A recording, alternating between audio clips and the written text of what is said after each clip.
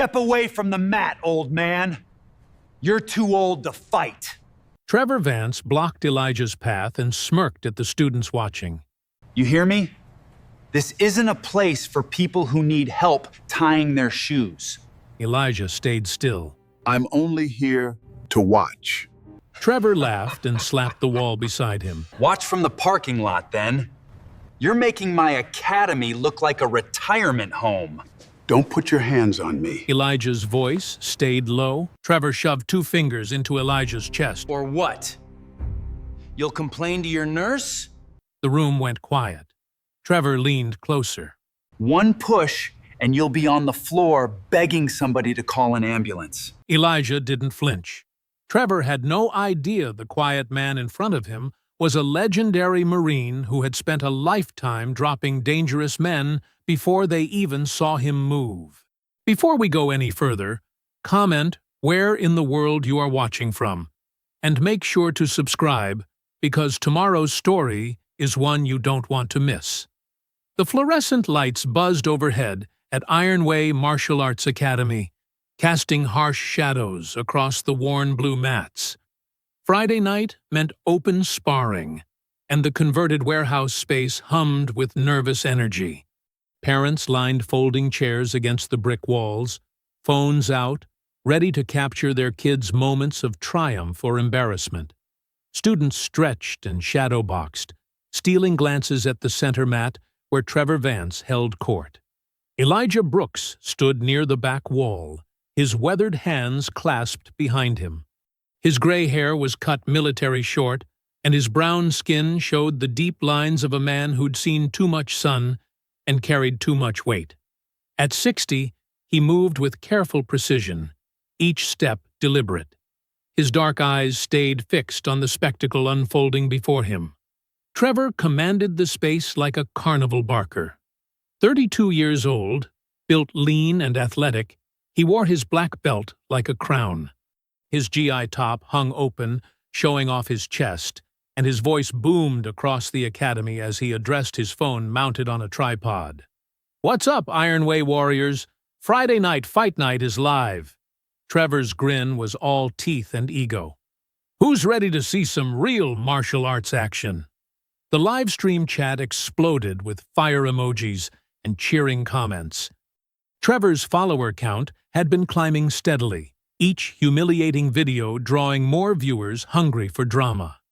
Dana Whitfield watched from behind the front desk, her manicured fingers typing rapidly on her laptop.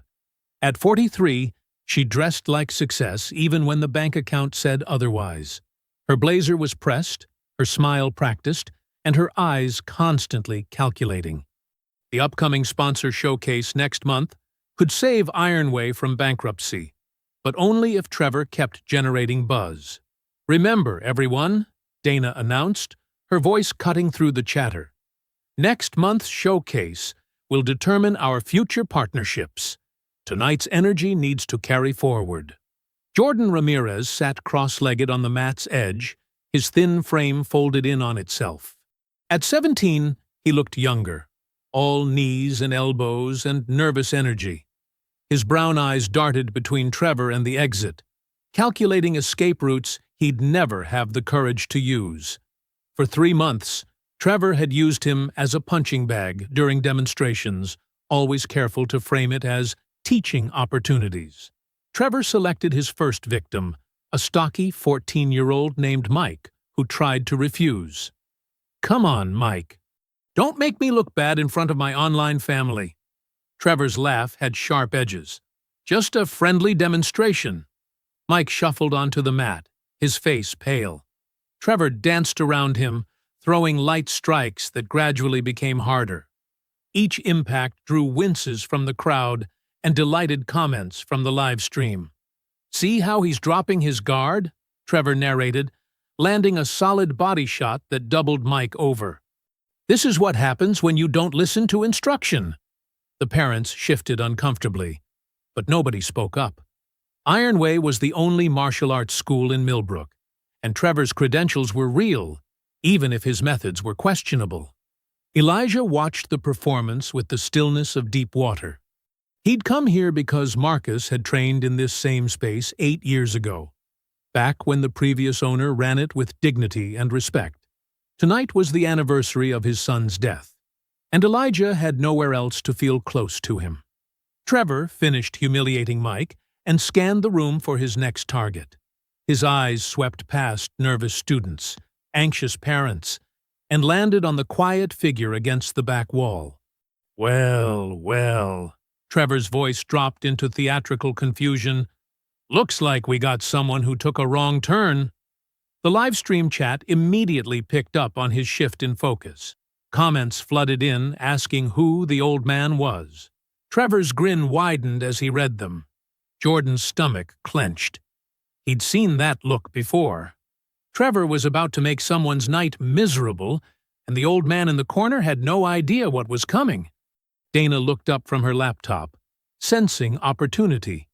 Controversy drove engagement, and engagement attracted sponsors. "I think the senior center must be closed tonight," Trevor announced, stepping off the mat.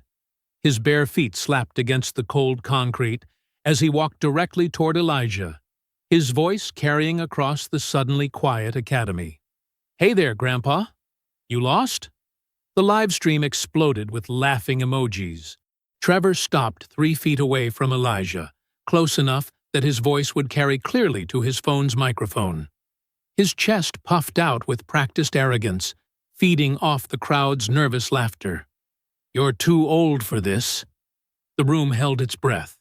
Trevor's smile stretched wider as he fed off the attention. "No, seriously," he continued, his voice rising for the benefit of his live stream. "What's an old black dude doing lurking around a martial arts academy? You looking for your grandson or something?" Several parents exchanged uncomfortable glances. Jordan felt his face burn with second-hand embarrassment. This was crossing lines that shouldn't be crossed. Elijah remained perfectly still, his hands clasped loosely behind his back. His voice came out steady and quiet. "I'm just watching, son. Could you please lower your voice?" Trevor barked out a laugh that echoed off the walls. "Lower my voice? This is my academy, old man. I'll talk however I want." He turned slightly toward his phone, playing to the camera. "Check this out, guys. We got ourselves a confused senior citizen who thinks he can tell me what to do in my own place." The live stream chat exploded with comments. Dana's eyes lit up as she watched the viewer count climb past 300 and keep rising. Controversy meant engagement. Engagement meant sponsor attention. "Listen, Grandpa," Trevor said, stepping closer. "I don't know what nursing home you wandered out of, but this ain't bingo night. This is a real martial arts academy for real fighters. Not old folks who probably can't even remember what they had for breakfast." A few nervous chuckles rippled through the crowd, but most of the students looked deeply uncomfortable. Mike, still catching his breath from his earlier humiliation, stared at the floor. Jordan clenched his fists, wishing he had the courage to speak up. Elijah's expression never changed. "Young man, I'd appreciate it if you'd step back and give me some space." "Oh, you'd appreciate it?" Trevor's voice dripped with mock concern. "Well, I'd appreciate it if you took your old bones somewhere else. This is a place for athletes, not geriatrics, who probably need help getting out of bed." He reached out and grabbed Elijah's shoulder, his fingers digging into the fabric of the older man's plain gray shirt. "Maybe I should help you find the door, Pops."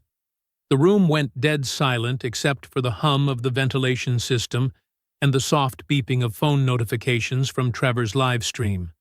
Elijah looked down at Trevor's hand on his shoulder, then back up at Trevor's face. His voice remained calm, but something had shifted in his posture. "I'm going to ask you once not to put your hands on me again." Trevor's grin turned predatory. He tightened his grip and gave Elijah a sharp shove backward. "Or what? You gonna call the police? Report me to your social worker?" Elijah stumbled back a step, his knee buckling slightly. The movement made him look frail, vulnerable. Trevor's confidence soared as he sensed weakness. "That's what I thought," Trevor said, turning back toward his audience. Just another old... He never finished the sentence. Trevor lunged forward, his hands reaching to grab Elijah by both shoulders, intending to push him toward the exit in full view of his cameras. It would be perfect content. The young, strong instructor physically removing a confused old man from his academy. But Elijah wasn't there anymore. The movement happened so fast that most of the audience missed it entirely. One moment, Trevor was charging forward with cruel confidence. The next moment, his right arm was twisted behind his back, his balance was completely gone, and he was sailing through the air. He hit the mat face first with a sound like a heavy bag dropping. The impact drove the air from his lungs in a sharp wheeze. Before he could even process what had happened, a knee pressed gently but firmly between his shoulder blades, and his twisted arm was held in a position that made any movement impossible without serious pain. Trevor tried to push himself up with his free arm. The pressure increased just enough to make him gasp and stop struggling. The entire academy was frozen. Parents stared with their mouths open. Students sat motionless on the benches. Dana's laptop had gone completely silent. Even the live stream chat seemed shocked into stillness. Elijah knelt beside Trevor's prone form, his breathing steady and controlled. There was no anger in his face, no satisfaction. Just the calm focus of someone who had done exactly what was necessary and nothing more. He held Trevor there for exactly 3 seconds, long enough to make the point clear. Then he released the hold and stood up slowly, his joints protesting the sudden movement. Trevor lay on the mat for several heartbeats, stunned and gasping. When he finally pushed himself up to his hands and knees, his face was flushed red with humiliation and confusion. Elijah looked around the silent room, making brief eye contact with each shocked face. His voice carried clearly in the stillness, respectful but firm. Respect comes before combat. The parking lot gravel crunched under Elijah's worn boots as he walked slowly toward his truck. The Georgia night air was thick and humid, carrying the sound of muffled voices from inside Ironway's glass doors. Students pressed their faces against the windows, whispering and pointing at the old man who had just humiliated their instructor. Elijah's knee throbbed with each step. The sudden movement on the mat had aggravated old injuries, but he kept his pace steady and his face calm. Behind him, the academy's fluorescent lights cast long shadows across the empty parking spaces. "Sir! Wait up!" Elijah turned to see Jordan jogging toward him, glancing nervously over his shoulder at the building. The teenager's face was flushed with excitement and fear. "I just wanted to say thank you," Jordan said, keeping his voice low. "What you did in there? Nobody's ever stood up to Trevor like that." Elijah studied the boy's earnest face. Jordan reminded him of Marcus at that age, eager, vulnerable, carrying too much weight on thin shoulders. "You don't need to thank me," Elijah said quietly. "Just go home. Stay out of trouble." "But you showed everyone that he's not—" "Jordan." Elijah's voice was firm but not unkind. "Whatever happens next, you keep your head down. Don't make yourself a target." The boy's face fell slightly, but he nodded. "Yes, sir." As Jordan walked back toward the building, Elijah heard Trevor's voice exploding from inside the academy, loud enough to carry through the walls. "He attacked me without warning. That old bastard came in here looking for a fight. I was just talking to him, trying to be friendly, and he jumped me like some kind of psycho." Elijah shook his head and continued toward his truck. Through the glass doors, he could see Trevor gesticulating wildly at Dana, his face red with rage and embarrassment. Several students stood nearby, their expressions uncertain. "This is assault!" Trevor's voice cracked with indignation. "I want him arrested! I want him banned! Nobody puts their hands on me in my own academy." Dana's response was too quiet to hear, but Elijah watched her grab Trevor's arm and pull him toward her office in the back of the building. Her face was tight with controlled panic. Inside the office, Dana slammed the door and immediately started barking orders at her assistant. Save every camera angle from tonight, every single one. Check the security system, check the live stream archives, check anyone's phone who might have recorded. I want all the footage before this gets out. Trevor paced behind her, still seething. Did you see how he moved? Nobody that old should be able to— Shut up, Dana snapped. Let me think. But it was already too late. In the main gym area, a 17-year-old named Marcus Johnson held his phone steady, uploading a clear video of the entire confrontation. He'd been recording Trevor's usual Friday night show when the old man stepped in. The footage was perfect. It showed Trevor's escalating aggression, his physical contact, and then the lightning-fast takedown that left him flat on the mat. By the time Elijah reached his apartment at Magnolia Arms, his phone was buzzing constantly. He pulled into the small parking lot of the aging complex, noting the flickering streetlight that maintenance never seemed to fix. His apartment was on the second floor, a cramped one-bedroom with thin walls and older appliances. Elijah unlocked the door and stepped into the familiar silence that had surrounded him for 3 years. The living room was sparse but clean. A worn couch faced an old television. Military medals sat in a simple frame on a shelf, gathering dust. On the small dining table, Elijah carefully placed a framed photograph. Marcus, in his firefighter uniform, smiling beside Elijah in marine dress blues. His phone buzzed again. Then again. Elijah ignored it, moving to the kitchen to heat up leftover coffee. But the buzzing continued, insistent and frequent. Finally, curiosity got the better of him. The notifications were overwhelming. Missed calls, text messages, social media alerts. Someone had posted the video, and it was spreading fast. Veteran Pride 88. This old Marine just schooled a punk instructor. Respect. Martial arts fan. Trevor got what he deserved. Don't mess with our elders. Georgia vets.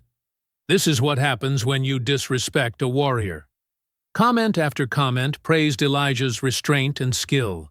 Strangers called him a hero, a legend, a role model. For the first time in years, people spoke his name with admiration instead of pity. Across town, Dana sat alone in her dark office, the viral video glowing on her laptop screen. The view count climbed rapidly. 50,000, 100,000, 200,000. Trevor's humiliation was becoming entertainment for millions. She watched the footage again, studying every angle. Then she picked up her phone and began making calls. We control the story by morning. Saturday morning, sunlight filtered through the thin curtains of Elijah's apartment, but he had barely slept. His phone sat silent on the nightstand after he'd finally turned it off around 3 in the morning. The notifications had been relentless. Reporters, bloggers, strangers wanting interviews about the Marine versus Bully video that was dominating social media. The sharp knock on his door came at 8:30. 3 quick raps, followed by a familiar voice. "Dad? It's Maya. Please, open up." Elijah pulled on a Marine's t-shirt and opened the door. Maya Brooks stood in the hallway, her nurse scrubs wrinkled from a night shift, dark circles under her worried eyes. She held her phone in one hand and a bag of groceries in the other. "Have you seen what's happening online?" she asked, stepping inside without waiting for an invitation. "Some of it." Elijah closed the door behind her. "People seem upset." Maya set the groceries on his small kitchen counter and pulled up videos on her phone. "Upset? Dad, you're trending on every platform. Look at this." She showed him clip after clip. Veterans sharing their own stories of being disrespected. Martial arts experts analyzing his technique. News anchors debating whether Trevor deserved what happened to him. "This is good, right?" Elijah asked quietly. people understand what really happened. Maya's expression darkened. It was good. Until about 2 hours ago. She swiped to a new video, an official statement from Ironway Martial Arts Academy. Dana Whitfield stood behind a polished desk, her business suit perfectly pressed, her voice calm and professional. Yesterday evening, an elderly man attended our academy's open training session, Dana said into the camera. Without warning or provocation, this individual attacked one of our certified instructors, endangering the safety of students and families present. That's not what happened, Elijah said, his voice tight. I know, Maya replied. But watch this. The video cut to security footage from the gym. But something was wrong. The footage started after Trevor had already made contact with Elijah. It showed Elijah grabbing Trevor and throwing him to the mat, but none of the verbal harassment or the initial shove. Without context, it looked like an unprovoked assault. We are reviewing our security protocols to prevent future incidents, Dana continued. Ironway Martial Arts Academy has always been a safe space for families, and we will not tolerate violence from anyone, regardless of their military background. Maya swiped again. Trevor appeared on screen, sitting in what looked like a hospital room, his wrist wrapped in a white bandage. His eyes were red, his voice shaky. I was just doing my job, teaching students, Trevor said, dabbing at his eyes with a tissue. This man came in angry, looking for trouble. When I tried to de-escalate, he just snapped. I've never experienced violence like that. I thought he was going to seriously hurt me. The interviewer asked if he planned to press charges. I don't want to ruin anyone's life, Trevor replied, his voice breaking. But people need to know that not all veterans come home stable. Some of them carry anger that can explode without warning. I just hope he gets the help he needs. Elijah's hands clenched into fists. He's lying. Everything he just said is a lie. I know that, Maya said. But the internet doesn't. Look at the comments now. The praise from Friday night had transformed into suspicion and hostility. People questioned Elijah's mental health, his military record, his motives for being at the gym. Some called him a dangerous old man who should be locked up before he hurts someone else. Maya sat beside him on the couch, her voice gentle but firm. Dad, I need you to promise me something.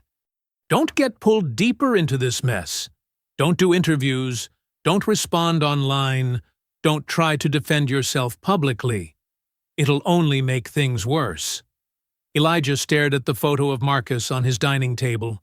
His son had always told him to stand up to bullies, to protect people who couldn't protect themselves.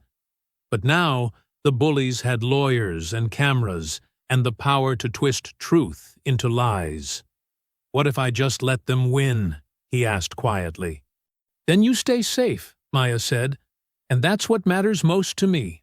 Across town, in his small bedroom in a subdivision house, Jordan Ramirez sat staring at his laptop screen. He'd watched Dana's statement 3 times, his stomach churning with each viewing. He'd been there. He'd seen Trevor's cruelty, his aggressive escalation, his complete disrespect for the older man. But the edited footage made Mr. Brooks look like the aggressor. The lies were spreading faster than the truth ever could. Jordan thought about all the times Trevor had humiliated younger students, forcing them into sparring sessions they weren't ready for. Just 2 months ago, a 15-year-old named Kyle had suffered a concussion when Trevor pushed him too hard during a demonstration. Dana had dismissed the parents' complaints, claiming it was a normal training accident. His phone buzzed with notifications from classmates sharing the viral videos, most of them siding with Trevor now that the full story had emerged. Jordan felt sick knowing the truth while watching lies take over. That evening, as darkness settled over Millbrook, Jordan stuffed his backpack with files he'd been collecting for months. Incident reports Dana had buried, photos of injured students, recordings of Trevor's cruel comments when he thought no one was listening. His hands shook as he walked up the stairs to Elijah's apartment.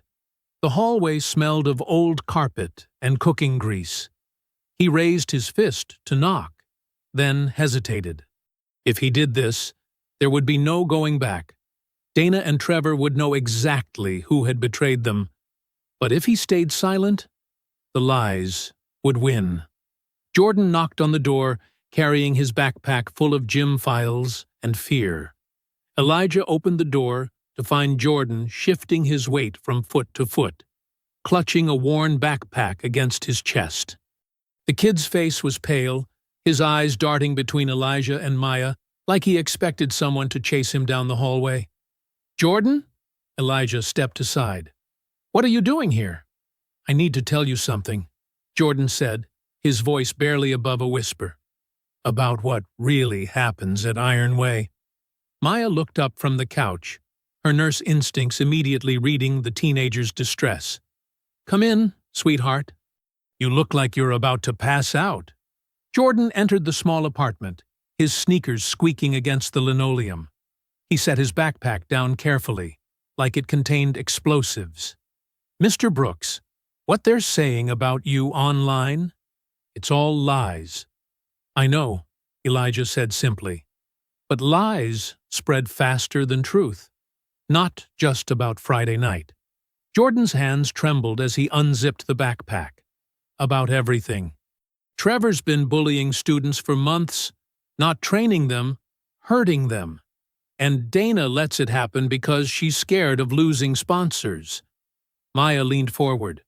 "What kind of hurting?" Jordan pulled out a manila folder stuffed with papers. "Trevor makes kids spar when they're not ready. He calls it toughening up. But really, he just likes watching people get beat down. Especially the quiet ones. The ones who won't fight back." Elijah's jaw tightened, but his voice stayed calm. "Why hasn't anyone reported this?" "Because Dana pressures everyone to stay quiet." Jordan's words came faster now, like a dam bursting. "She tells parents that martial arts is supposed to be tough. She says if their kids can't handle it, maybe they should try chess club instead. And she threatens to ban families if they complain too much." Maya stood up, her face flushed with anger. "That's abuse, pure and simple." Jordan nodded frantically. "There's this kid, Caleb Price, 15 years old. 2 months ago, Trevor made him spar with a brown belt for one of those live stream challenges. Caleb kept saying he wasn't ready, but Trevor called him a coward in front of everyone." Elijah sat down heavily in his recliner. "What happened?" "Caleb got hit so hard, he threw up right there on the mat. Then he passed out." Jordan's voice cracked. His mom rushed him to the hospital. "Concussion. The doctor said he could have died if it was any worse." "Dear God," Maya whispered. Dana made the whole thing disappear from the records. She told Caleb's family that if they talked to anyone, she'd sue them for defaming the academy. She said no one would believe their word against a professional instructor's reputation. Elijah stared at the folder in Jordan's hands. "You have proof of this?" Jordan opened the folder, revealing photos, printed emails, and handwritten notes. "I started keeping track after Caleb got hurt. I was scared I'd be next." He pulled out a photo of a bruised teenager. "This is Kyle Morrison from last month, and this is Sarah Wu from 3 weeks ago. Trevor calls it character building." Maya looked at the photos and covered her mouth in horror. These weren't training injuries. These were the results of systematic intimidation. Elijah studied the evidence quietly. His Marine training kicked in, analyzing patterns and connections. "Why are you showing me this, son?" "Because after Friday night, Trevor's planning something worse." Jordan's voice dropped to a whisper. "He's telling everyone you made him look weak. He wants to use the controversy to get more attention. He's planning to challenge other weak people online. Seniors, disabled veterans, anyone he thinks will make him look tough." "That sick bastard," Maya muttered. Jordan nodded. Dana's encouraging it. She says the viral attention is bringing in new memberships. They don't care who gets hurt, as long as the money keeps coming. Elijah sat in silence for a long moment. Part of him wanted to close the door and forget everything. He'd spent 3 years avoiding conflict, avoiding responsibility, avoiding the pain that came with caring about anything beyond his own grief. But then he looked at the photos again. These kids trusted adults to protect them, just like Marcus had trusted his fire department colleagues to have his back. Adults had failed both times. Maya watched her father-in-law's expression change. The defeated exhaustion was hardening into something sharper, something purposeful. She recognized that look from the stories Marcus used to tell about his father's Marine days. "I'm not a crusader anymore, Jordan," Elijah said finally. "I'm too old and too tired to save the world." Jordan's shoulders slumped in disappointment. "But I can gather facts," Elijah continued, his voice gaining strength. "I can ask questions. I can make sure the truth gets heard, even if nobody wants to listen." Maya felt her heart race. "Elijah, be careful. These people have already shown they'll twist anything to protect themselves. Then we make sure there's nothing left to twist." Elijah stood up and walked to his kitchen drawer. He pulled out an old Marine notebook, its green cover faded and worn. "We do this right. Legal, documented, airtight." Jordan's eyes brightened with hope. "You'll help?" "I'll gather the facts," Elijah repeated. "Nothing more, nothing less." He opened the notebook to the first blank page and wrote 3 names in careful block letters: Trevor Vance, Dana Whitfield, Caleb Price. Sunday morning light filtered through the old oak trees outside First Millbrook Baptist Church. Congregants spilled onto the sidewalk after service, shaking hands and making plans for lunch. Elijah stood apart from the crowd, wearing his best slacks and a pressed shirt that Maya had ironed for him the night before. Jordan appeared at his elbow, nervously scanning the faces around them. "She's over there," he whispered, nodding toward a woman in her 40s, standing alone by a blue sedan. "That's Mrs. Price." The woman looked fragile, like someone who had been carrying a heavy weight for too long. Her Sunday dress was neat but inexpensive. Dark circles under her eyes suggested sleepless nights. When she noticed Jordan walking toward her with Elijah, she took a half-step backward. "Mrs. Price," Jordan said gently. "This is Mr. Brooks, the one I told you about." Elijah approached slowly, keeping his hands visible and his voice soft. "Good morning, ma'am. I'm sorry to bother you on the Lord's Day." She looked at him with frightened eyes. "I can't talk to you. I already told Jordan that. Please leave me alone." "I understand your concern," Elijah said. "I'm not here to cause trouble for your family. You don't understand anything." Her voice cracked.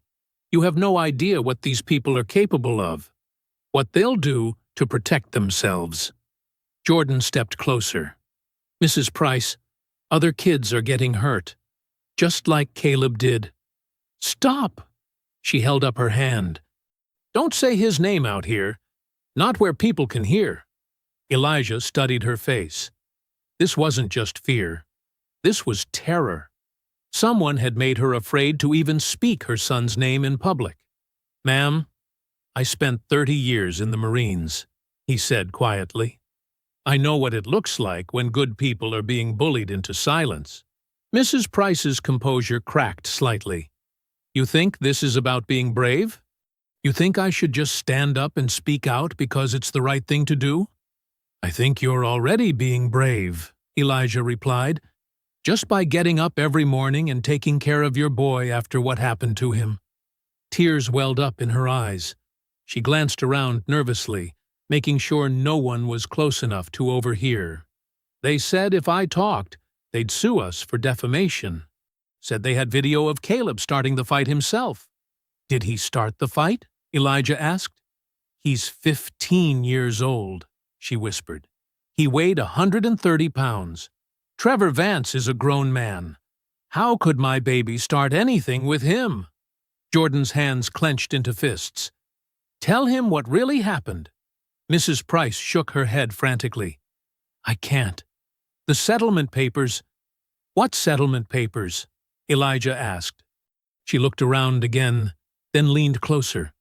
After Caleb got hurt, the woman who owns the place, Dana, she came to the hospital, brought lawyers, said it was just an accident during training, but she felt bad for us. Offered money for his medical bills if we signed something. What kind of something? A non-disclosure agreement. We can't talk about what happened at Ironway. Can't post about it online. Can't tell other parents. Her voice dropped to barely a whisper. Can't even tell the truth if someone asks us directly. Elijah felt his anger building, but he kept his voice level. How badly was Caleb hurt? Mrs. Price's tears started falling. Concussion. Severe one. The doctors said another few minutes without treatment, and he could have... She couldn't finish the sentence. Where was he when this happened? On the mat. In front of everyone. Trevor was doing one of his live stream things, showing off for the cameras. He called Caleb up and said he was going to demonstrate an advanced takedown. Caleb tried to say he wasn't ready, that he was just a beginner, but Trevor laughed at him. Jordan's voice was tight with rage. He made fun of him for being scared. Trevor threw him down hard, Mrs. Price continued. Caleb's head hit the floor. He didn't get up right away, but Trevor just kept filming, making jokes about how kids today are soft. It wasn't until Caleb started throwing up that anyone realized something was really wrong. A car door slammed nearby, and Mrs. Price jumped. Maya was walking toward them from the parking lot, still wearing her scrubs from the night shift at the hospital. Sorry I'm late, Maya called out as she approached. Traffic from the hospital was... She stopped when she saw Mrs. Price's tears. Oh, I didn't know you were in the middle of something. Maya, this is Mrs. Price, Elijah said. Her son was hurt at Ironway. Maya's expression shifted immediately into her professional nurse mode. Are you all right, honey? Mrs. Price wiped her eyes quickly. I shouldn't be talking about this. I need to go. Wait, Maya said gently. I work in the ER. I've seen what happens when people stay quiet about abuse. It doesn't protect anyone. It just lets the abusers find new victims. You don't understand, Mrs. Price said. They have lawyers, real lawyers, not the kind I can afford. Maya looked at Elijah with concern. Elijah, if they're threatening legal action, let them come, Elijah said firmly. Truth needs witnesses. Across town, Trevor Vance stood outside Ironway Martial Arts Academy with his phone camera pointed at himself. The afternoon sun cast harsh shadows across his face as he recorded another angry video. So the old man thinks he can hide behind churches and kids now, Trevor sneered at the camera. Elijah Brooks, if you're watching this, you know where to find me. Stop sending teenagers to do your talking and face me like a man. He stepped closer to the lens, his voice growing more aggressive. You want to destroy my reputation? You want to spread lies about what happens at my academy? Then, come prove it. But we both know you won't, because you're just a bitter old fool trying to steal attention from people who actually matter. Trevor ended the recording and immediately posted it to all his social media accounts. Within minutes, comments started pouring in from his followers, egging him on and demanding the rematch. Back at the church, Mrs. Price fumbled in her purse with shaking hands. She pulled out a folded piece of paper, worn from being handled too many times. This is his hospital discharge summary, she whispered, pressing it into Elijah's palm. I kept a copy before the lawyers made me give them everything else. Elijah unfolded it carefully.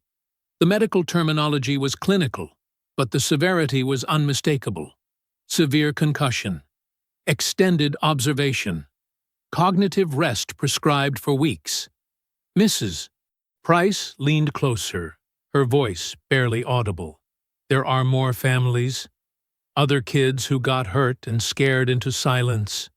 She handed him the paper and whispered, "There are more families."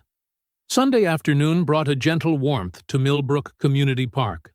Elijah sat at a weathered picnic table under the shade of an old oak tree, watching Maya spread out a small blanket for the papers they'd brought.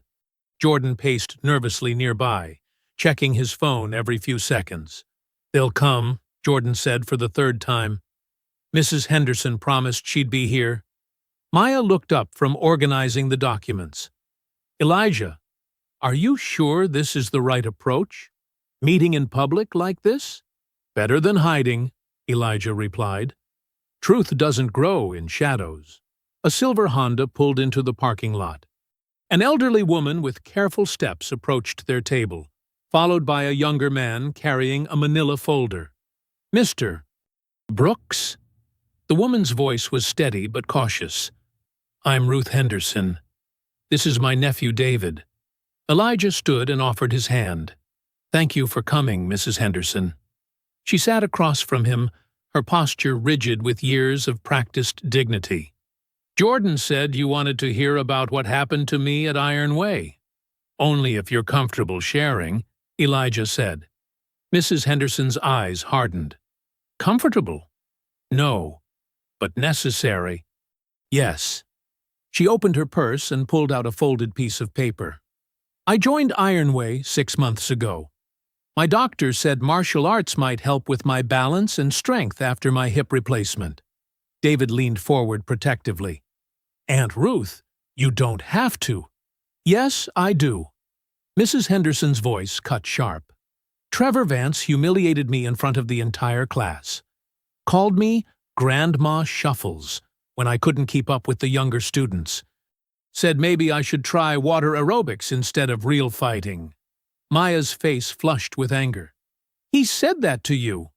"Worse," Mrs. Henderson continued. "He filmed it. Made jokes about how seniors think they can learn martial arts. The whole class laughed along because they were scared not to." Jordan stopped pacing. "Did Dana know?" "She was right there," David said bitterly. "Watched the whole thing happen and never said a word. When my aunt complained, Dana offered her a partial refund if she'd sign something saying she left voluntarily." "I kept the paperwork," Mrs. Henderson said, sliding the document toward Elijah. "I may be old, but I'm not stupid." Another car pulled up. A woman in her 30s got out with a teenage boy who kept his right arm close to his body. "That's Mrs. Murphy," Jordan whispered, "and her son, Kevin." The Murphy family approached slowly. Kevin's mother looked exhausted, like someone who'd been fighting an impossible battle for too long. "Kevin, tell them what happened," Mrs. Murphy said gently. The boy's voice was barely audible. "Trevor made me spar against an adult. Said it would toughen me up for the cameras. When I said I didn't want to, he called me a coward in front of everyone." Kevin rolled up his sleeve, revealing a thick brace on his wrist. "He broke my wrist during the training. Then Dana said it was just an accident, and that real martial artists learn to handle injuries." Maya reached across the table instinctively. "May I?" Kevin nodded and extended his arm. Maya examined the brace with professional care. "This wasn't properly treated initially," she said, her voice tight with controlled anger. "The bone alignment is off. This should have been seen by an orthopedic specialist immediately." Mrs. Murphy's hands trembled. "Dana said we were overreacting, that kids get hurt in sports all the time. She offered to pay for the medical bills if we didn't make a fuss." "Did you accept?" Elijah asked quietly. "We were scared," Mrs. Murphy admitted. "Dana showed us legal papers. Said if we spread false claims about the academy, they'd sue us for defamation." Jordan finally sat down, his face pale. "There's something else you need to know. Trevor records everything during classes. The humiliating stuff, the injuries, all of it. but he edits the videos before posting them online, keeps the parts that make him look good, deletes anything that shows how cruel he really is. You've seen him do this? Maya asked. I helped him sometimes, Jordan said, shame thick in his voice. Before I understood what was really happening. He has hours of footage stored on his computers, stuff that would destroy his reputation if anyone saw it. David Henderson leaned forward. Can we get access to those files? Not legally, Elijah said. Not without a court order. Mrs. Henderson stood up abruptly. Then we go to the police. We go to the media. We make enough noise that someone has to listen. With what proof? Mrs. Murphy asked desperately. It's our word against theirs. They have money, lawyers, influence. We're just regular people. The group fell silent. The weight of their situation pressed down on the picnic table like storm clouds gathering overhead. There has to be something we can do, Jordan said. There is, Elijah replied. We document everything. We gather every witness, every piece of evidence, every story. We build a case so strong that money and lawyers won't matter. Mrs. Henderson sat back down slowly. And if they come after us? If Trevor's followers start targeting our families? Before anyone could answer, Jordan's phone buzzed. Then Maya's. Then David's. Jordan's face went white as he read his screen. Oh no. What is it? Elijah asked. Jordan turned his phone around. Trevor had posted another video, this time featuring a screenshot of their group at the picnic table. Looks like the old fraud is recruiting his army of liars. Trevor's voice played from the speaker. These people will say anything to get their settlement money. But I've got lawyers too, and they don't like defamation. The comments below the video were already filling with angry messages from Trevor's followers, some of them identifying Mrs. Henderson and Mrs. Murphy by name. Maya grabbed Elijah's arm. This is escalating too fast. Maybe we should— No, Mrs. Henderson said firmly. I didn't survive 73 years to be bullied by some arrogant boy with a camera. But as they packed up their papers and prepared to leave, each of them felt the cold weight of what they'd started. The real battle was just beginning. That evening, the retaliation began in earnest. Elijah's phone buzzed constantly with unknown numbers calling him every name Trevor's followers could think of. The messages came in waves, each one more vicious than the last. Old man thinks he's tough. Washed-up Marine looking for attention? Hope you die alone, loser. Maya sat beside him in his small apartment, watching his phone light up with each new notification. Turn it off, she said. Just turn it off. Elijah set the phone aside, but they both knew the harassment wouldn't stop there. Around 9 o'clock, Maya looked out the window and gasped. Elijah, come here. He walked to the window and felt his chest tighten. Someone had spray-painted fraud across the side of his truck in bold red letters. Maya's voice cracked. This is getting dangerous. These people know where you live now. They could do anything.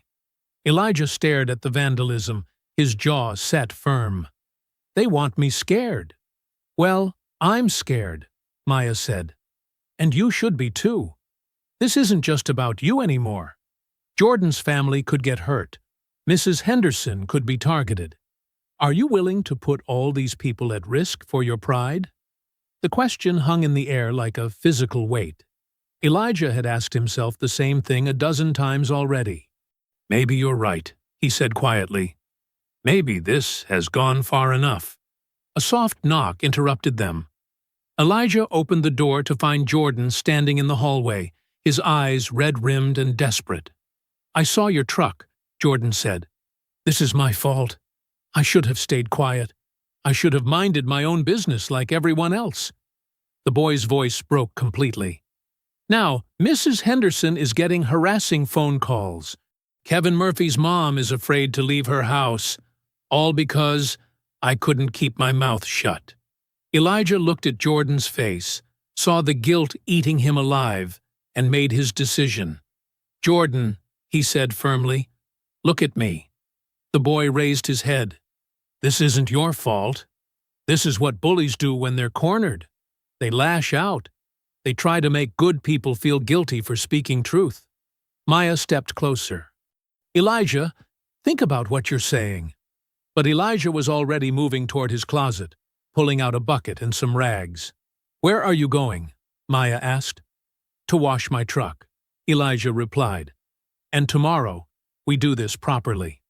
He walked out into the parking lot under the harsh fluorescent lights, Jordan following close behind. The red paint was still wet, running in ugly streaks down the white metal. As Elijah scrubbed the vandalism away, Jordan stood watch beside him.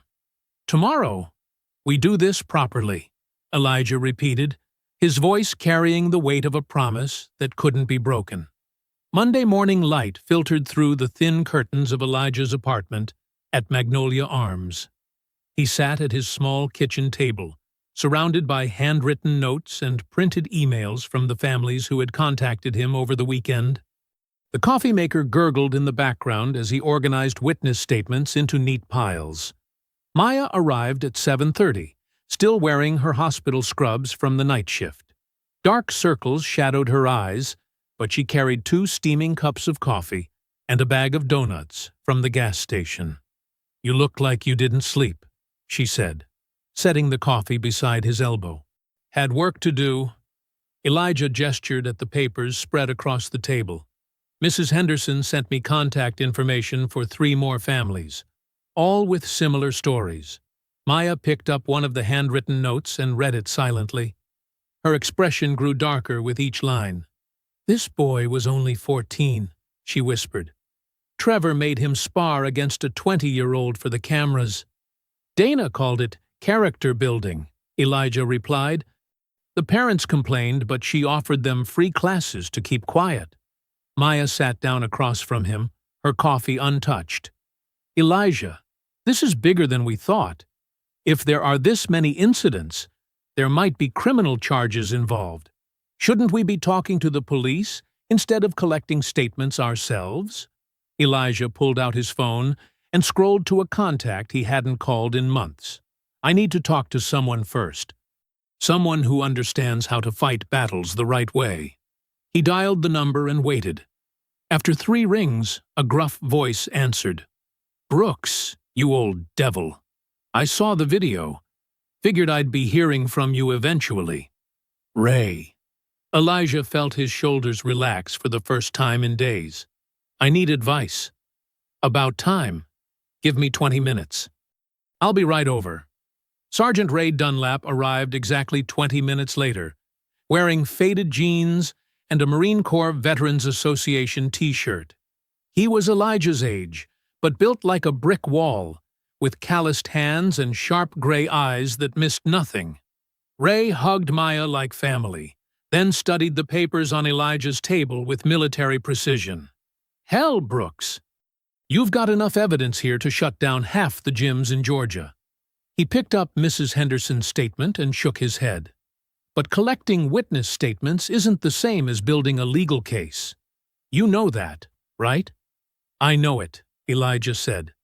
"But someone needs to organize the truth before it gets buried." Ray leaned back in his chair and studied his old friend carefully. "You sure this is about protection and not payback?"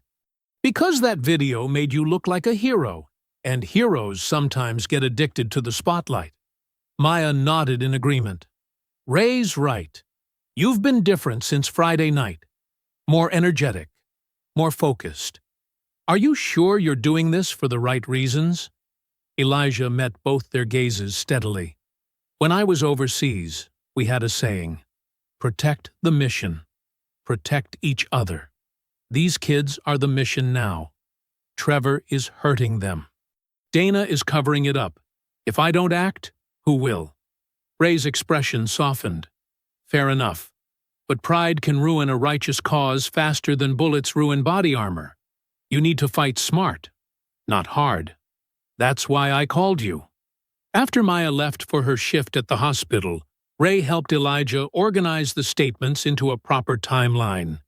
They worked in comfortable silence, occasionally sharing memories of their Marine days when organization meant the difference between life and death. Around 3 o'clock, Jordan knocked on the door. He looked exhausted from a full day of classes, but carried his backpack like it contained treasure. "I brought more evidence," Jordan said, unzipping the bag. "Screenshots, deleted posts, everything I could find."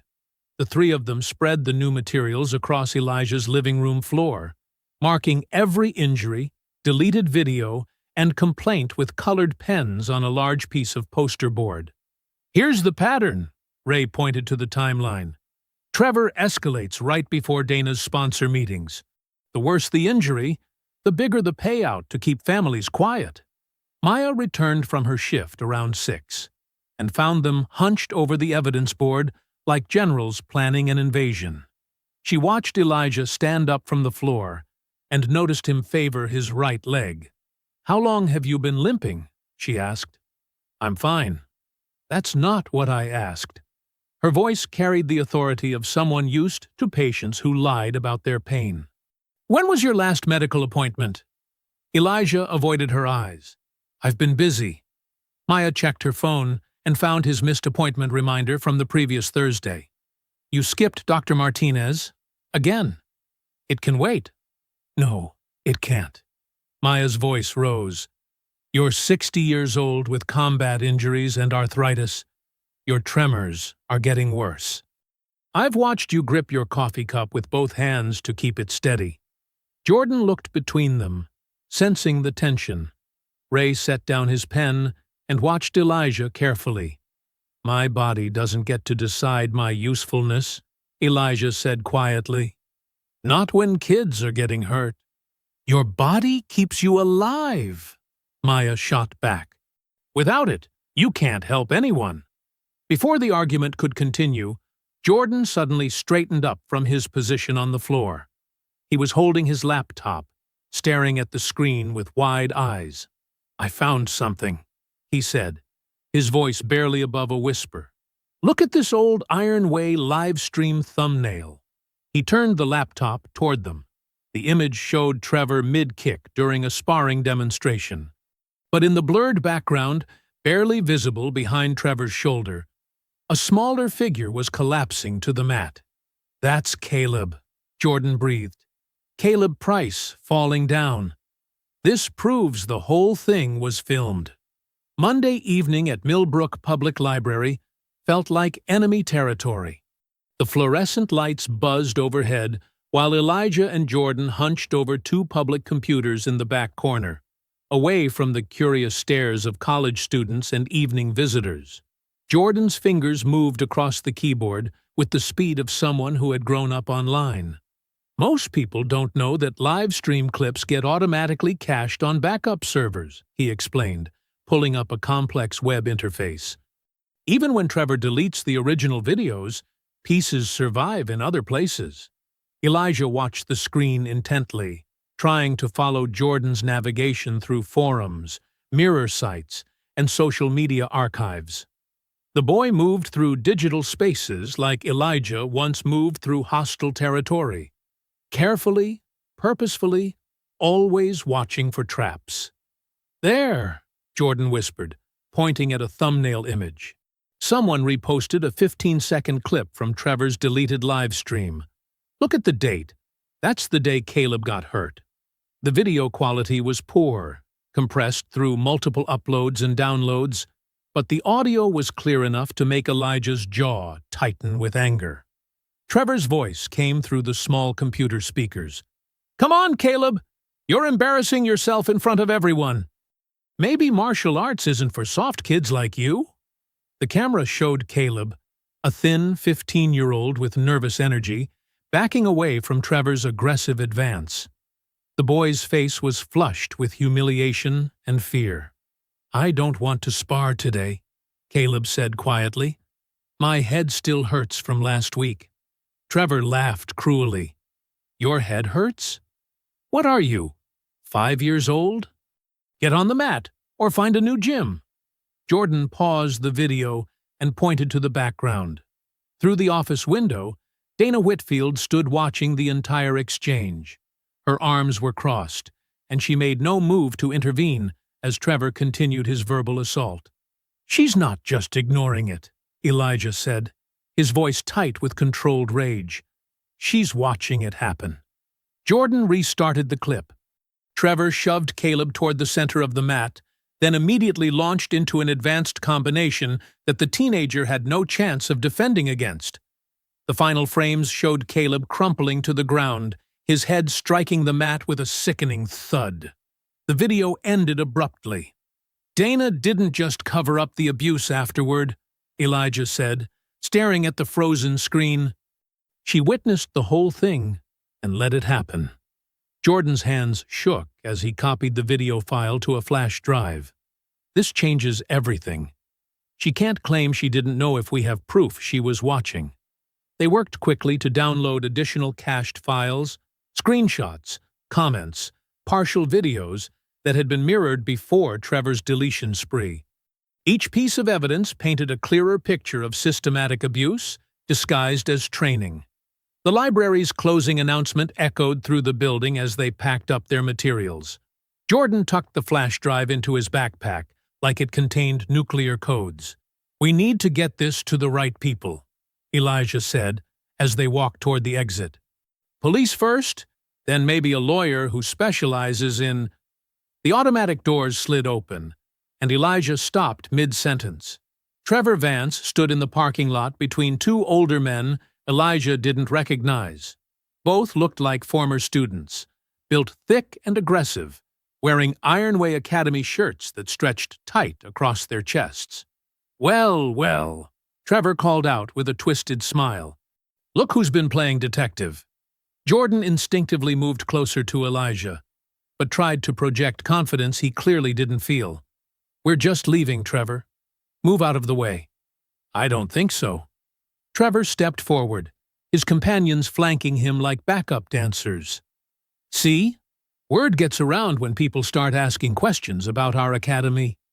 Makes us curious about what you two think you're doing." The parking lot was nearly empty except for a few cars belonging to library staff. Security cameras mounted on light poles recorded everything, but Elijah knew how easily footage could be edited or misinterpreted. "We're not doing anything illegal," Jordan said, his voice stronger than Elijah expected. Trevor laughed harshly. "Illegal? Like sneaking around, harassing our former students, trying to destroy people's livelihoods with lies." "Nobody's lying about anything," Elijah said calmly, positioning himself slightly in front of Jordan. "The truth doesn't need sneaking around." "The truth?" Trevor's face darkened with rage. "The truth is, you're a bitter old man who can't accept that his 15 minutes of internet fame are over." One of Trevor's companions cracked his knuckles loudly. "Maybe he needs another lesson in respecting his betters." "Back off," Jordan said, surprising everyone with his fierce tone. "Leave him alone." Trevor's attention snapped to Jordan like a predator spotting wounded prey. In 3 quick steps, he closed the distance and shoved Jordan hard against the side of a parked sedan. "You little snitch," Trevor snarled, pressing Jordan against the car door. "What's on that flash drive you think you're hiding?" Jordan's backpack was pinned between his body and the vehicle. Trevor reached for the zipper, his face inches from Jordan's. "Give me the drive, and maybe I forget about this whole thing." Elijah moved without thinking. He stepped between Trevor and Jordan, his presence forcing Trevor to release his grip or collide with him directly. "Step away from the boy," Elijah said quietly. Trevor backed up half a step, but his eyes burned with fury. "Or what, old man? You gonna attack me again like the crazy veteran everyone says you are?" "I'm not attacking anyone," Elijah replied, keeping his voice steady. "I'm asking you to leave him alone. I don't take orders from washed-up Marines who think they're still fighting wars that ended decades ago." Trevor swung hard, aiming a right hook directly at Elijah's face. Elijah's reaction was pure muscle memory. Block, redirect, control. He caught Trevor's wrist, turned it slightly, and applied just enough pressure to lock the joint without causing injury. Trevor found himself bent forward, his arm extended and completely controlled. "Let go of me!" Trevor shouted, his voice carrying across the parking lot. The library's automatic doors burst open as two security guards rushed outside, attracted by the commotion.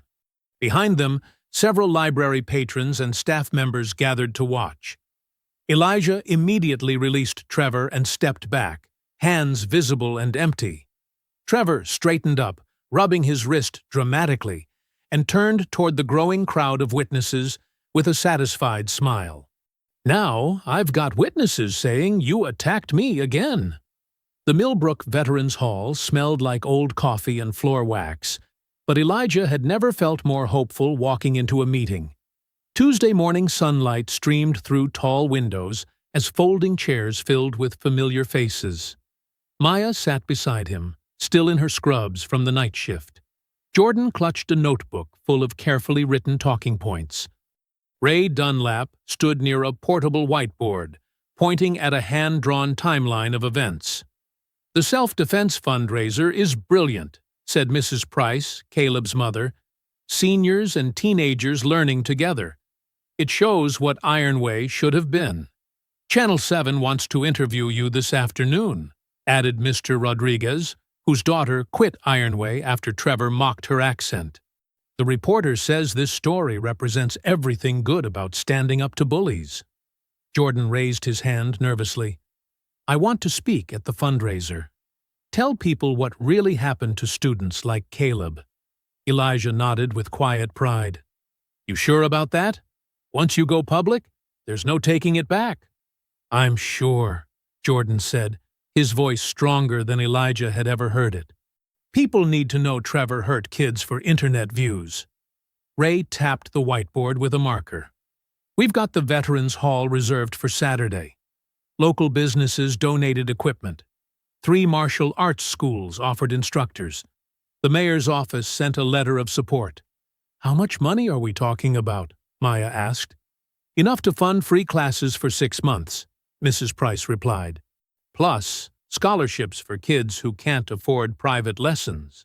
For the first time in years, Elijah felt like he was part of something meaningful again. The weight of grief and isolation seemed lighter, surrounded by people who believed in fighting for what was right. His phone buzzed, then Maya's, then Jordan's. Ray frowned at his screen. Channel 7 just canceled the interview. "Why?" Jordan asked. Elijah's phone rang. He recognized the number from the Veterans Hall office. "Mr. Brooks," the clerk said nervously. "I'm sorry, but we have to cancel your event permit." "What happened?" "City Legal says there are safety concerns. Something about pending police investigations." The room fell silent as Elijah ended the call. Maya's phone buzzed with a text. She read it and went pale. "The hospital administration wants to see me tomorrow morning. Someone filed a complaint saying I'm associated with a person under investigation for assault." "This is Dana," Ray said grimly. "She's using lawyers to destroy us." Jordan's phone rang. His mother's name appeared on the screen. "Mom?" Jordan answered, putting it on speaker without thinking. "Jordan Miguel Ramirez, where are you right now?" His mother's voice was sharp with panic. "I'm at the Veterans Hall with—" "Get home immediately. Do not speak to anyone. Do not go near that man again." "Mom, you don't understand. A police detective called me an hour ago. They said you're mixed up with someone who threatens children and assaults instructors. You're grounded indefinitely." The call ended. Jordan stared at his silent phone, his newfound courage crumbling. "She won't listen to me. She's scared." Mrs. Price stood up slowly. "I'm sorry, Elijah, but if police are investigating, I can't let Caleb get involved. We already settled with Ironway." One by one, parents made excuses and left. The bright morning energy drained from the room like air from a punctured balloon. Ray gathered his papers with military precision. "They hit us with everything at once. Classic intimidation campaign." Maya waited until they were alone before confronting Elijah in the parking lot. "You missed 2 medical appointments," she said quietly. "Your knee is getting worse. You barely slept last night. And now you're risking my job and Jordan's future." "Maya, I didn't ask for any of this." "Yes, you did." Her composure finally broke. "You walked into that gym carrying 3 years of grief and guilt, looking for a fight to make you feel alive again?" Elijah stared at her, shocked by the raw truth in her words. "You think I don't see it?" Maya continued, tears starting. "You think fighting bullies will somehow fix what happened with Marcus? Don't bring Marcus into this. He's already in it. Everything you do is about him." Maya's voice cracked. "You still blame yourself for that stupid argument you had the night before he died." Elijah felt something shatter inside his chest. The careful control he maintained for months finally collapsed. "He died thinking I was disappointed in him," Elijah whispered. "My last words to my son were angry words about him missing family dinner for overtime shifts."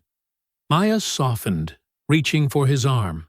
"Elijah, I told him he was making excuses, that he put work before family." His voice broke completely. 8 hours later, he ran into a burning building to save strangers and never came out. The parking lot was empty except for their 2 vehicles. Maya pulled Elijah into a fierce hug, while he shook with suppressed sobs. "He knew you loved him," she whispered. "He knew." But Elijah couldn't hear her over the roar of his own guilt. Late Tuesday night at Magnolia Arms, Elijah sat alone at his small kitchen table. Marcus's photo lay beside his Marine medals, the Silver Star, Purple Heart, and Combat Action Ribbon he had earned across 3 deployments. All of it felt hollow now. Wednesday morning arrived gray and cold outside Magnolia Arms. Jordan sat on the concrete steps leading to Elijah's apartment, his backpack clutched tight against his chest. His phone buzzed with angry texts from his mother, but he ignored them all. The apartment door opened above him. Elijah stepped out, moving slower than usual, his face drawn with exhaustion. "Your mother will call the police," Elijah said quietly. "Let her!" Jordan stood up, his young voice steady with determination. "Marcus wouldn't want you hiding from bullies." The mention of his son's name hit Elijah like a physical blow. He gripped the metal railing to steady himself. "Don't talk about Marcus." "Why not?" Jordan's eyes blazed with the kind of righteous anger that reminded Elijah of his younger self. "He was a firefighter. He saved people. You think he'd want you to quit just because some rich woman and her pet bully are lying about you?" Before Elijah could respond, Maya's sedan pulled into the parking lot. She stepped out wearing scrubs from her overnight shift, her face tired but resolute. "I figured I'd find you here," she said to Jordan. "Mrs. Brooks, I know you're mad, but—" "I'm not mad." Maya climbed the steps slowly, her nurse's instincts reading both their faces. "I'm worried. About both of you." She sat down beside Jordan on the concrete step, leaving room for Elijah. "Your mother called me 3 times last night," Maya continued. "She's scared because she loves you, but hiding won't make this go away." Elijah remained standing, his jaw tight. "Maya, I can't drag you into this anymore. My fight shouldn't cost you your job, or Jordan his future." "It's not just your fight," Maya said firmly. "It never was." A second vehicle pulled into the lot, Ray's old pickup truck. The retired sergeant stepped out with 2 other men Elijah recognized from veterans' meetings. They walked over with the careful bearing of soldiers who had seen enough battles to know which ones mattered. "Heard you could use some backup," Ray said simply. The taller veteran extended his hand. "Tom Martinez, military police for 20 years. Retired now, but I still know procedure." The second man nodded. "Bill Crawford. Used to work legal aid before my disability pension came through." Ray filled us in on the situation. Maya stood up, brushing dust from her scrubs. Elijah needs purpose, but he also needs help. He can't do this alone anymore. Ray pulled out a worn notebook and flipped it open. We've been thinking about this wrong. Dana's playing defense, trying to discredit you. But Friday night is Ironway's big sponsor showcase. She'll have investors, parents, and media watching. So? Elijah asked. So that's when we present the truth, Tom said. Not accusations, evidence. Real footage, sworn statements, documented injuries. Bill nodded. If we can prove she covered up Caleb's concussion and other incidents, it becomes criminal negligence. The sponsors will run. The academy closes. Jordan's eyes lit up. Trevor stores all his raw live stream files on an academy tablet. The stuff he edits out, the real footage showing him hurting students. It's all there. Ray leaned forward. Can you access it? Not me, but Nina Patel can. She used to edit Trevor's videos before she quit. She knows all his passwords and where everything's stored. Maya frowned. Who's Nina Patel? Former student. She's about 20 now, works part-time at a video editing company. Jordan's excitement grew. She hated what Trevor made her do, cutting out the parts where kids got hurt, making everything look safe and fun. She quit months ago, but she kept backups of some files on her personal drive. Elijah felt something stir in his chest. Not the burning anger that had driven him before, but something calmer and more focused. This isn't about revenge, he said slowly. It's about protection. Exactly, Ray confirmed. We gather unedited evidence. We secure sworn statements from witnesses. And we present everything at the showcase, when Dana can't control the narrative. Tom pulled out his phone. I can draft formal witness statements that hold up legally. Parents will be more likely to sign something official. Bill added, and I can make sure we follow proper channels. No vigilante stuff that Dana can use against us. Maya looked at Elijah carefully. You sure you can handle this? Physically and emotionally? Elijah thought of Marcus. Not the angry last conversation, but the proud young man who had run toward danger to save others. Yes, he said finally, but we do this right. Through truth, not revenge. Ray closed his notebook with satisfaction. Then we're going to need that flash drive and Nina Patel's cooperation. Jordan shouldered his backpack eagerly. I know where she lives. She's been waiting for someone to stand up to them. The group gathered their resolve like soldiers preparing for a mission. Maya grabbed her purse from the car. Ray double-checked his notebook. Tom and Bill exchanged the kind of look veterans shared before important operations. Elijah descended the steps slowly, his knee protesting but his purpose restored. The group left Magnolia Arms together, carrying the flash drive and a handwritten list of witnesses heading toward Nina's house and what they hoped would be their final chance at justice. Nina Patel's small house sat in a quiet neighborhood just 6 blocks from Ironway, close enough that the sound of evening training sessions sometimes drifted through her bedroom window. She answered the door wearing paint-stained jeans and a cautious expression that softened when she recognized Jordan. I wondered when someone would finally come, she said, stepping aside to let the group enter. Her living room doubled as a home office, with multiple monitors, hard drives, and editing equipment scattered across 2 desks. Nina was thin and sharp-eyed, with the focused energy of someone who spent long hours perfecting digital details. Jordan told us you might still have access to Trevor's files, Elijah said gently. Nina's jaw tightened. Dana ordered me to delete everything that made the academy look bad. Injuries, verbal abuse, unsafe drills, anything that might scare sponsors away. But I kept backup links because I knew someday they'd try to blame me for covering up their mess. She gestured toward her main computer. Trevor syncs everything to a cloud account automatically. The Academy tablet does too. He thinks he's the only one with access, but I helped set up the whole system. Ray pulled out his notebook. Can you show us what you found? More than you're expecting, Nina said grimly. She sat at her computer and began typing. Trevor doesn't just hurt students by accident. He targets specific people on purpose because humiliation videos get better engagement than regular training clips. The first file she opened made Jordan's face go pale. Trevor stood in the center of the Ironway mat, speaking directly to his phone camera while students warmed up behind him. "Tonight I'm gonna find some fresh meat," Trevor's recorded voice said with a cruel grin. "Old people, scared kids, anyone who looks weak.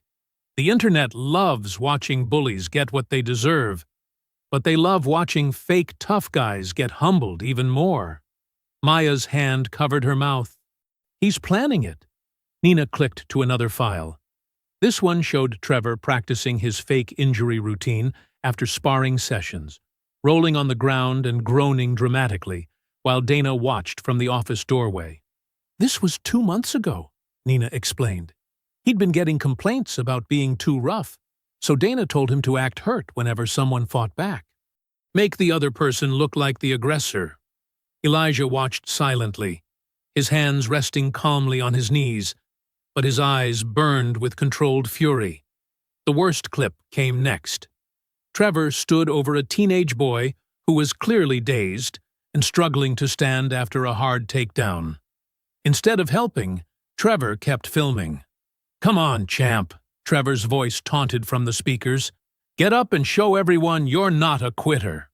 "The camera's still rolling." "That's Caleb," Jordan whispered, right before his concussion. In the background of the video, Dana's office window showed her silhouette watching the entire scene unfold. When Caleb finally collapsed, she disappeared from view instead of rushing to help. Nina's fingers moved quickly across the keyboard. There's more. Trevor bragging about making seniors quit. Dana coaching him on legal language to avoid lawsuits. Her telling him to target people who won't fight back in court.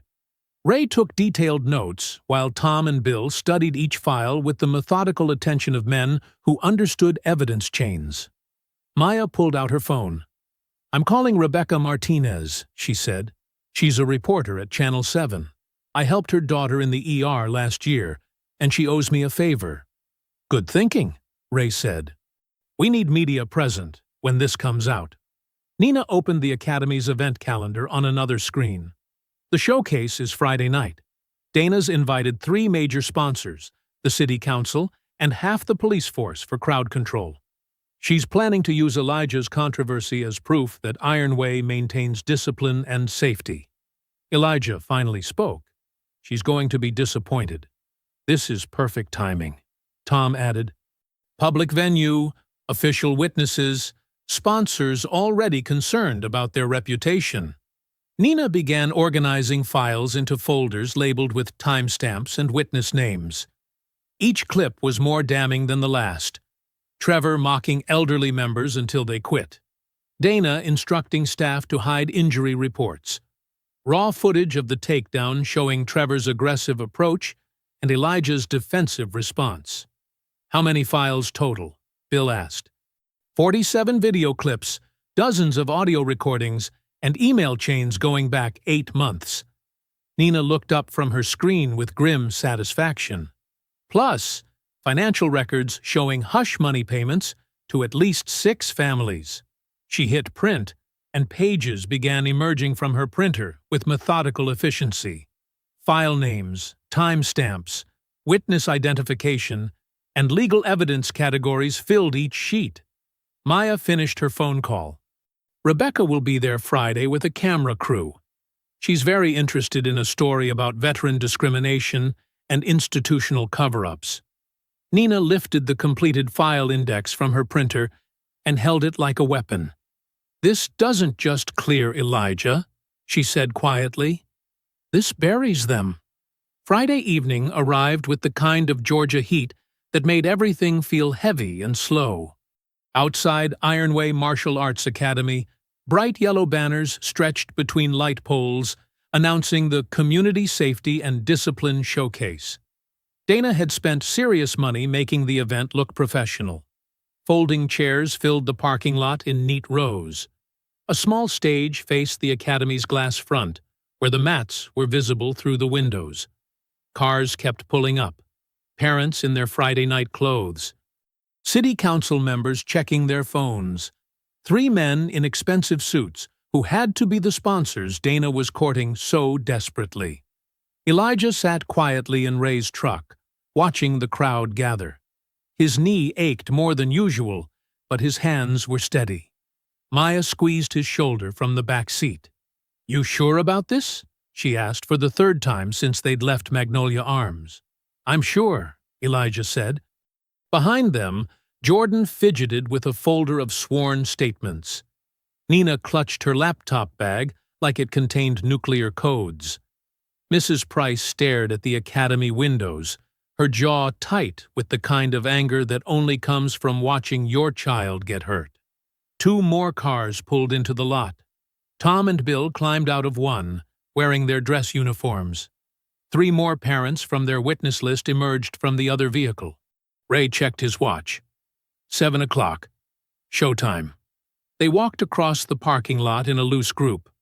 Elijah moved slowly, but with the kind of presence that made people look twice.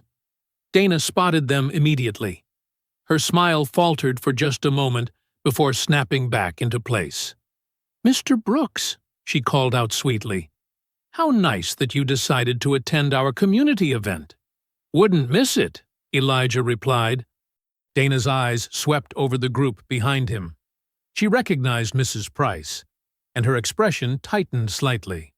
"I hope everyone understands this is a private academy event." "It's a public showcase," Ray said calmly. "Says so right on your banners."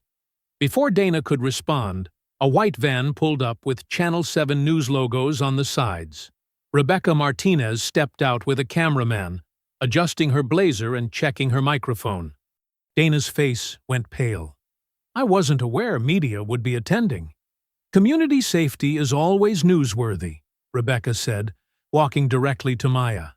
"Thank you for the tip about tonight's event." Dana had no choice but to smile and nod. Kicking out a news crew would look terrible in front of sponsors. She gestured toward the folding chairs with forced enthusiasm. "Please, everyone find seats. We'll be starting shortly." The group spread out strategically. Nina chose a seat near the back, with a clear view of the projection screen Dana had set up for sponsor advertisements. Ray and the veterans sat in the middle, their uniforms drawing respectful nods from other attendees.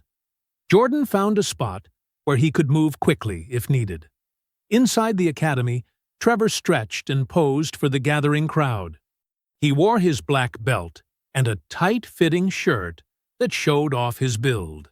Parents pointed him out to their kids. The sponsors nodded approvingly at his presentation. Dana took the microphone and began her prepared speech about discipline, safety, and community values. She praised Ironway's commitment to proper training and student protection. Several times, she glanced nervously toward Elijah's group. "And now," Dana announced with theatrical enthusiasm, "our head instructor, Trevor Vance, will demonstrate the kind of precise, controlled technique that makes Ironway Academy a leader in martial arts education." Trevor stepped into the center of the mat space, soaking in the applause. He bowed to the audience, then launched into a series of flashy kicks and punches that drew impressed murmurs. Then he spotted Elijah. Trevor's routine stopped mid-kick. He walked directly to the microphone, his eyes locked on the older man in the 4th row. "Ladies and gentlemen," Trevor said, his voice carrying clearly through the speakers, "we have a special guest tonight. Some of you might have seen him on social media recently." The crowd shifted uncomfortably. Dana stepped toward Trevor, but he waved her away. "This is Mr. Brooks," Trevor continued, pointing directly at Elijah. "He likes to pretend he's some kind of hero, an old soldier trying to relive his glory days by picking fights with younger men." Elijah sat perfectly still, his face showing nothing. "But the truth is," Trevor's voice grew louder, more aggressive, He's just another bitter old man who can't accept that his time is over, who attacks instructors half his age because he's desperate for attention. Dana smiled, thinking Elijah had been cornered publicly with nowhere to run. Jordan's hands shook as he stood up at the edge of his folding chair. Every instinct told him to stay quiet, stay safe, stay invisible. But Nina was already moving. She slipped through the back rows with her laptop, heading for the projection booth Dana had set up behind the audience. Her fingers found the cable connections while Trevor continued his verbal assault. "So, Mr. Brooks," Trevor said into the microphone, "do you have anything to say for yourself? Any more lies about respect and honor?" Before Trevor could speak again, the large projection screen behind him flickered to life. The first image was crystal clear. Caleb Price on the academy mat, struggling to stand while Trevor filmed him. In the background, Dana's office window showed her silhouette watching the entire scene unfold without moving to help. The screen lit up with devastating clarity. The first clip showed Caleb Price stumbling backward after a vicious kick to his ribs. Trevor's voice came through the speakers. "Get up, crybaby! Real fighters don't quit." In the background, Dana stood in her office doorway, watching the 13-year-old struggle to breathe. She made no move to stop the drill. The crowd went dead silent. The second clip played automatically. Trevor faced an elderly woman in her 70s, mocking her stance while she tried to learn basic blocks. "Maybe you should stick to knitting, Grandma. This is a place for warriors, not nursing home dropouts." Parents began shifting in their seats. Whispers started. The third clip destroyed any remaining doubt. Trevor sat in Dana's office, laughing as he scrolled through his phone. His voice was crystal clear. These old losers are perfect content. They think they're tough, but one good shove and they fold like lawn chairs. The humiliation videos get triple the views of regular training footage. A mother in the front row stood up abruptly. "That's my son he's talking about." The fourth clip showed Dana herself, coaching Trevor after Elijah's takedown. "Act hurt longer.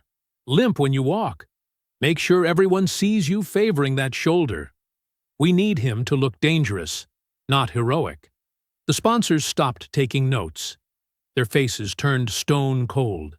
Trevor grabbed for the microphone, but his wireless pack had been disconnected. He shouted without amplification, "This is fake! Edited lies!" The fifth clip answered him perfectly. Raw footage from the Academy's own security system showed the complete confrontation with Elijah. Every second was visible. Trevor's shove, his aggressive posture, his wild swing.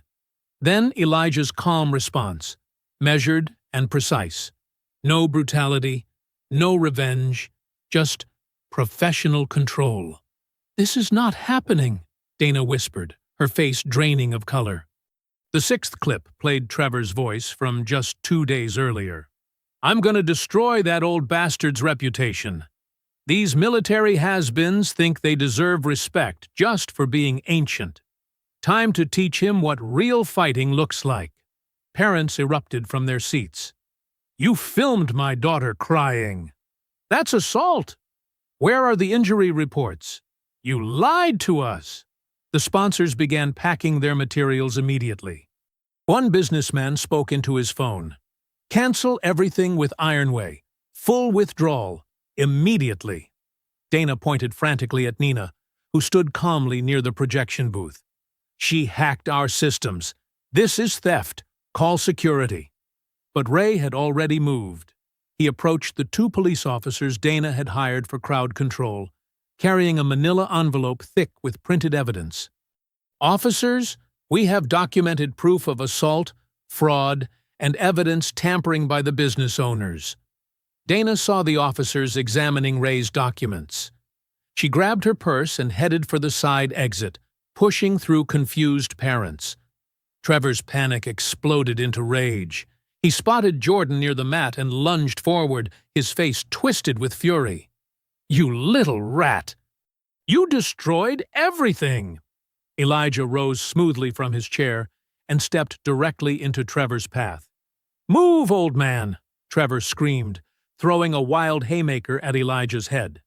The older Marine simply shifted his weight, letting Trevor's momentum carry him forward. Elijah caught the extended arm, turned slightly, and used Trevor's own force to guide him down onto the mat. No strikes, no violence, just perfect leverage and timing. Trevor hit the mat face first, his arm controlled but not twisted, his pride shattered completely. The crowd watched in absolute silence. Every parent, every student, every sponsor saw the unmistakable difference between Elijah's disciplined restraint and Trevor's wild brutality. "That," Elijah said calmly, not even breathing hard, "is what control looks like." Trevor struggled beneath him, cursing and threatening. Elijah held him firmly until the officers arrived. "Trevor Vance," the first officer announced, pulling out handcuffs, "you're under arrest for assault, endangering minors, and fraud." Dana watched from the doorway as the second officer confiscated her laptop and began collecting business records. Her carefully constructed empire was crumbling in real time, broadcast to a room full of witnesses who would never forget what they had seen. Saturday afternoon sunlight streamed through the tall windows of Millbrook Community Center as news vans lined the parking lot outside. Reporter voices echoed across the asphalt, updating viewers on the Ironway scandal that had exploded across social media overnight. Ironway Martial Arts Academy remains closed pending a full investigation, announced Channel 7's weekend anchor, standing before the shuttered building. Owner Dana Whitfield has been charged with evidence tampering, fraud, and endangering minors. Instructor Trevor Vance faces multiple assault complaints and has lost all remaining sponsorship deals. Inside the community center, a very different story was unfolding. The main hall buzzed with activity as dozens of folding chairs filled with an unlikely mix of people. Gray-haired veterans sat beside nervous teenagers. Parents clutched registration forms while seniors and walkers chatted with college students. The canceled fundraiser had been reinstated here, but it had grown into something much larger. Elijah stood near the front of the room, watching the crowd gather. His knee ached from the previous night's confrontation, but his posture remained straight. Maya approached from the registration table, carrying a clipboard thick with names. 62 people signed up already, she said, her voice filled with amazement. And more keep arriving. Ray Dunlap moved through the chairs, greeting veterans he recognized and introducing himself to families. His weathered face broke into grins as he shook hands with teenagers who had never spoken to a Marine before. "Never seen anything like this," Ray told Elijah. "Word spreads fast when people see real justice served." Jordan sat in the front row, his mother beside him. Mrs. Ramirez had arrived an hour early, her face drawn with emotion. She had spent the morning watching news coverage and reading online comments praising her son's courage. "Mr. Brooks," she said, rising from her chair and approaching Elijah, "I owe you an apology." Elijah turned toward her, his expression gentle. "No, ma'am. You don't owe me anything." "Yes, I do." Her voice trembled slightly. "I was scared. When Dana called and threatened lawsuits, when she said you were dangerous, I believed her. I stopped Jordan from seeing you because I thought I was protecting him." She glanced at Jordan, who nodded encouragingly. "But my son was already being protected. By you, and I was too frightened to see it." "Fear for your child is never wrong," Elijah replied. "You were being a good mother." Mrs. Ramirez extended her hand. "Jordan wants to keep training with you, if you'll have him. And I want to learn too. About standing up to bullies instead of running from them." Elijah shook her hand firmly. "We'll all learn together." Maya approached carrying a wrapped rectangular package. "Before we start, Jordan has something for you." Jordan jumped up, his nervousness replaced by excitement. He took the package and handed it to Elijah. "Open it." Elijah carefully unwrapped the brown paper, revealing a restored and professionally framed photograph. The image showed him and Marcus in their Marine dress uniforms, both young and proud, standing side by side at Marcus's graduation ceremony. "Jordan found it in your apartment," Maya explained softly. "He took it to a restoration shop downtown. The frame is from all of us here." Elijah stared at the photograph, his throat tight. The picture had been damaged in his grief-filled apartment, creased and faded from being handled too often. Now Marcus's smile was clear again, and Elijah's own younger face looked back at him with hope he had forgotten he once possessed. "Thank you," he whispered. Nina Patel raised her hand from the middle of the room. "Mr. Brooks," the city council called. "They want you to lead official workshops here every week. Free self-defense and confidence classes for seniors, teens, and anyone who needs them." The room erupted in applause. Elijah raised his hand for quiet, his voice steady when he spoke. "I accept, but understand something." He looked around the room, meeting eyes with teenagers, veterans, and parents. "This isn't about fighting. It's about respect. For yourself and others. It's about knowing you matter, no matter your age." He held up the restored photograph. "I still grieve my son. I probably always will. But I don't feel useless anymore. You've all shown me that purpose doesn't end when we get older. It just changes shape." The community center doors opened again, and an elderly man stepped hesitantly inside. He wore a faded cardigan and walked slowly with a cane. His eyes scanned the crowded room with uncertainty, and his shoulders hunched with embarrassment. Elijah noticed him immediately and walked toward the doorway with a gentle smile. "I hope you enjoyed that story. Please like the video and subscribe so that you do not miss out on the next one. In the meantime, I have handpicked 2 stories for you that I think you will enjoy. Have a great day.